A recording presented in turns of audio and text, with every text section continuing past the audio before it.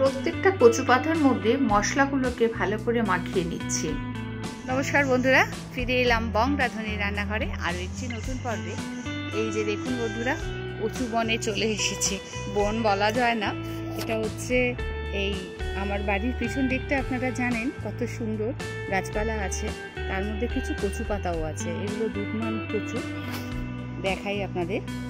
ভালো, এগুলো একটুও গলা চুলকায় না।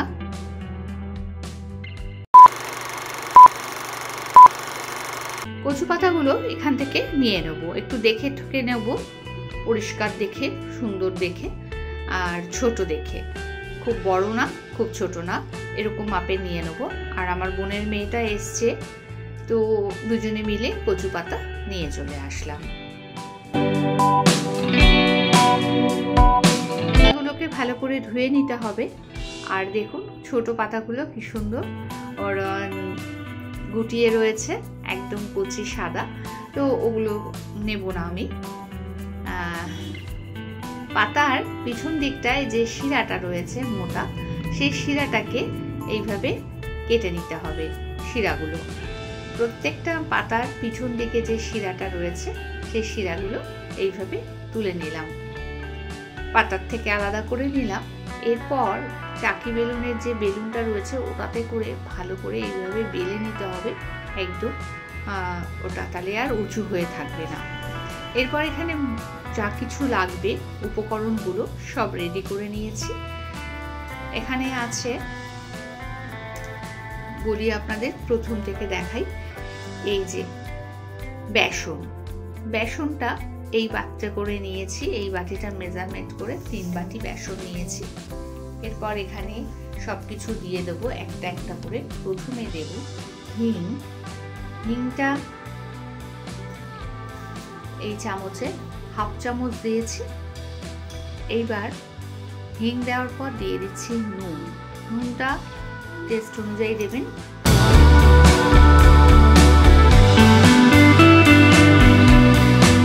এখানে দিয়ে দেব হলুদ, দিচ্ছি লঙ্কার যে বেটে রেখেছিলাম, কাঁচা লঙ্কা, আদা বাটা আর লঙ্কা বাটা, কাঁচা লঙ্কা বাটা আর আদা বেটে রেখেছিলাম সেটা দিয়ে দিচ্ছি, পুরোটাই দিয়ে দেবো। 2টো কাঁচা লঙ্কা বাটা দিয়েছি আর 1/2 ইঞ্চি আদা, সেটাকেও বেটে নিয়েছিলাম, সেটা দিয়ে দিলাম। এরপর দিচ্ছি লঙ্কার গুঁড়ো, জোয়ান, জোয়ানটাকে একটু ক্র্যাশ করে নেব। জোয়ানটা আমার প্লেন জোয়ান না, এটা হচ্ছে লেবু আর বিট নুন দিয়ে রেডি করে রেখেছিলাম মুগ সিদ্ধি দেওয়ার জন্য, তো আমি সেটাই ব্যবহার করেছি। যেহেতু লেবু আছে, একটু নুন আছে, বিট নুন, তো ওটার টেস্টটা ভালোই লাগবে। একটু হাতে করে একটু নেড়ে তারপরে দিয়ে দিলাম। এবার এখানে দিচ্ছি জিরে, অল্প কিছু গোটা জিরে, সবটুকু দেব না, কিছুটা জিরে দিলাম। আর এখানে আছে নারকেল কোড়ানো, নারকেল কোড়ানোটা অপশনাল, এটা হচ্ছে ভাজা মশলা, আমার সিক্রেট মশলা, যেটা ধরে জিরে, লঙ্কা, মৌরি, ছোট এলাচ, লবঙ্গ, দারচিনি, এগুলোকে আমি করে রাখি, যে কোনো তরকারিতেই দেওয়া যেতে পারে। গোটা মশলা ড্রাই রোস্ট করে মিক্সিতে গুঁড়ো করে নিই। এখানে বন্ধুরা 1 চামচ ধনের গুঁড়োও দিয়েছি। ধনের গুঁড়োটা দিয়ে দেওয়ার পর তারপরে দেব আমচুর পাউডার। আমি এখানে আমচুর পাউডার ব্যবহার করছি, আপনারা এটার মধ্যে একটু মানে পাকা তেঁতুলের রস যেটা, সেটাও দিতে পারেন পরিমাণ মতো।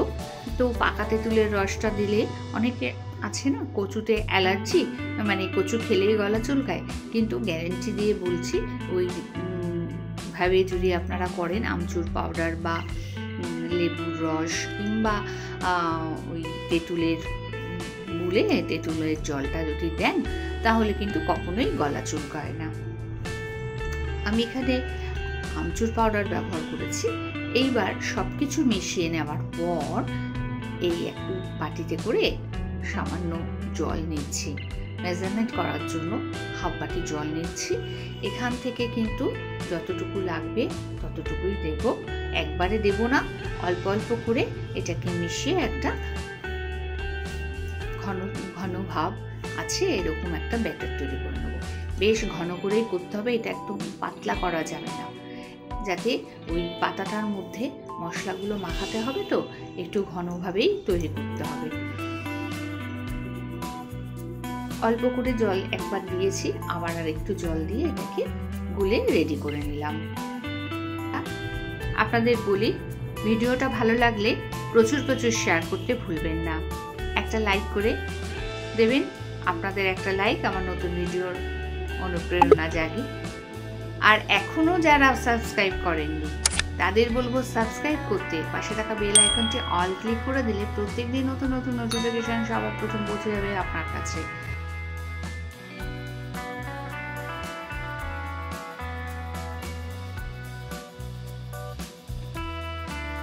আচ্ছা বন্ধুরা, পাতাগুলো তো আমি বেলুন চাকি দিয়ে ভালো করে শিরাগুলো কেটে নেওয়ার পর চেপে নিয়েছিলাম। শিরাগুলো উঁচু হয়ে নেই, আর এখন সমান হয়ে গেছে। জায়গাটা ভালো করে পরিষ্কার করে মুছে নেওয়ার পর ওই কিচেন টপের ওপর আমি পাতাগুলো বিছিয়ে দিচ্ছি। এইবার পাতাটা বিছিয়ে দেওয়ার পর ওই যে মশলাটা আমি রেডি করে নিয়েছিলাম সমস্ত কিছু দিয়ে, উপকরণগুলো একসাথে দিয়ে সামান্য জল দিয়ে আমি ওটাকে মিশিয়ে নিয়েছিলাম। এইবার প্রত্যেকটা পাতার মধ্যে আমি এইভাবে লাগিয়ে দেবো মশলাটা, প্রত্যেকটা পাতাতে কোনো জায়গা যেন ফাঁকা না থাকে, এইভাবে লাগিয়ে দেবো। এইবার দেখুন একটা পাতাতে যখন এরকম ভাবে মশলাটা দেওয়া হয়ে গেছে,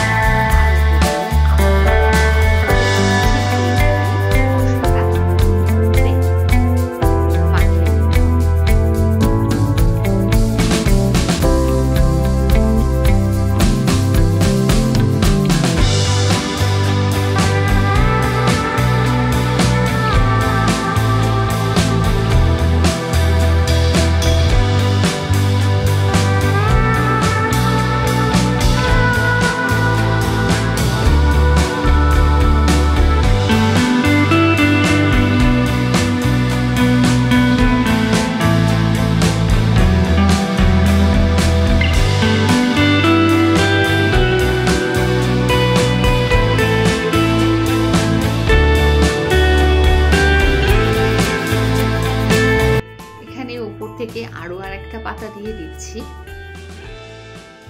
এদিক ওদিক করে সমান করে পাতাগুলো দিয়ে দিতে হবে।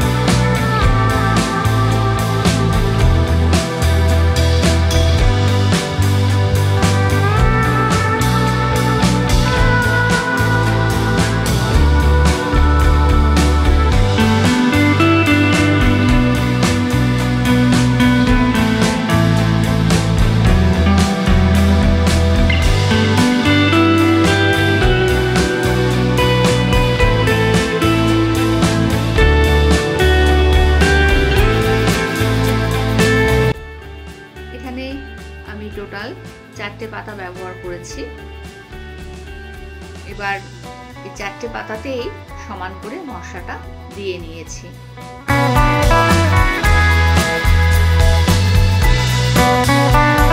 সব পাতাগুলোর মধ্যে মশলাটা ভালো করে মাখিয়ে নিয়েছি।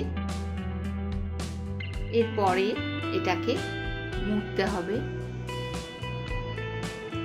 খুব সাবধানে। পাতাটা কিন্তু মশলাতে ভারী হয়ে গেছে, আর মশলা মাখানোর পর পাতাটা খুব নরম হয়ে গেছে। এইবার এটাকে খুব সাবধানে কিন্তু মুড়ে নিতে হবে। প্রথমে দু সাইডে এরকম একটু একটু করে ভাঁজ করে নেব। ভাঁজ করে নেবার পর তারপরে রোল করে নিতে হবে। খুব সাবধানে করতে হবে যেন ছিঁড়ে না যায়, ছিঁড়ে যাওয়ার ভয় থাকবে। এই জন্যই পাতাগুলো কিন্তু খুব নরম হয়ে গেছে।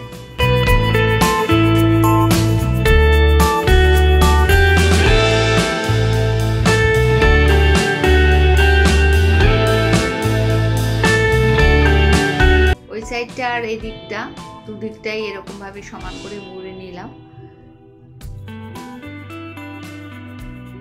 এরপর এইভাবে ভাঁজ করে দিয়ে রোল করে মুড়ে নিতে হবে। খুব সাবধানে করতে হবে, ফেটে যাওয়ার ভয় আছে এবং মশলাটা বেরিয়ে যাওয়ার ভয় আছে। খুব আস্তে আস্তে সাবধানে গোল করে মুড়ে নিতে হবে। এখানে এইভাবে মুড়ে নিয়েছি। তারপর এখানে আমি একটা ঝাঁঝরি যুক্ত যে পাত্রটা আছে আমার, তার মধ্যে বসিয়ে নিলাম। এখন ওভেন জ্বালিয়ে কড়াতে জল দিয়েছি।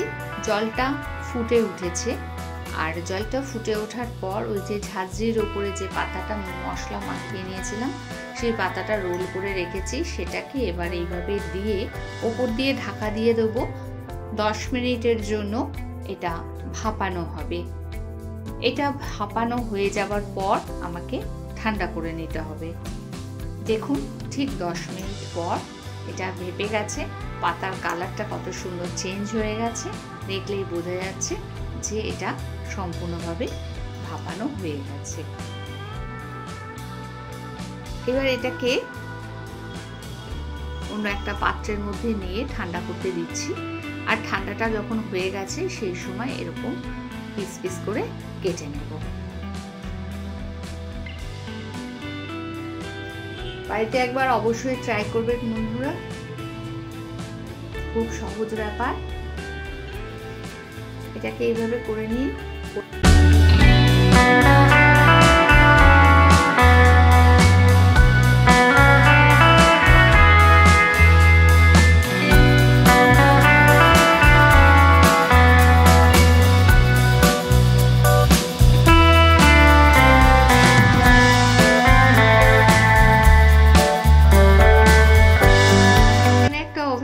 ফ্রাই প্যান বসিয়ে দিয়েছি আর তাতে দিচ্ছি তেল, রিফাইন তেল দিয়েছি।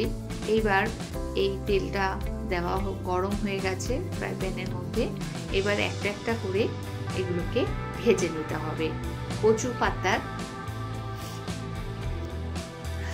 এই যে মশলা মাখিয়ে নিয়েছিলাম, এটাকে ভেজে নিচ্ছি। ভাপিয়ে নেওয়ার পর এটাকে কিন্তু ভেজে নিতে হবে।